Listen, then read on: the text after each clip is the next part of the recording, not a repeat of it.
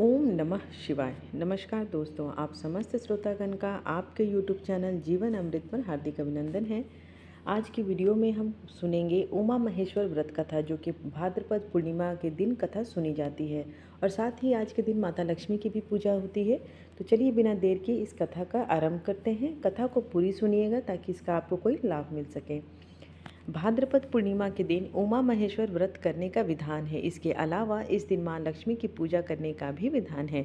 मान्यता है कि दिन भगवान शिव और माता पार्वती की विधिवत पूजा करने के साथ इस व्रत का कथा का पाठ अवश्य करना चाहिए। इस उमा महेश्वर व्रत के बारे में नारद पुराण और मत्स्य पुराण में बताया गया है।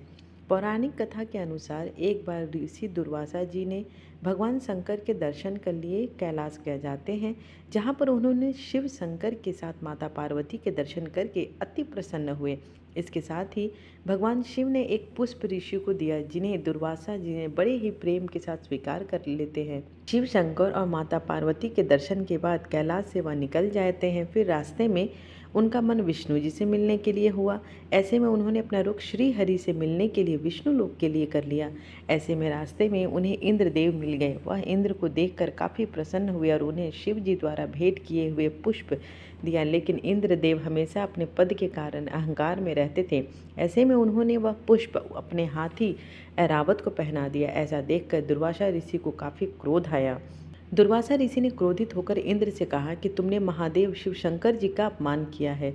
मेरे द्वारा दिए हुए पुष्प को तुमने स्वयं न ग्रहण करके ऐरावत को पहना दिया। मैं तुम्हें श्राप देता हूँ कि तुम्हें लक्ष्मी जी को छोड़कर चली जाएगी और इसके बाद ही इंद्रलोक के साथ अपना सिंहासन का भी त्याग करना पड़ेगा।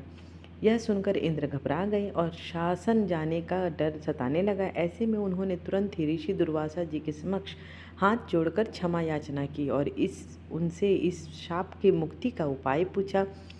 इंद्र की विनय सुनकर दुर्वासा जी शांत हुए और क्रोध शांत होने पर ऋषि दुर्वासा जी ने इंद्र को बताया कि उसे उमा महेश्वर व्रत करना पड़ेगा। इसके बाद ही शिव और माता पार्वती के आशीर्वाद से ही तुम्हें दोबारा सिंहासन मिलेगा।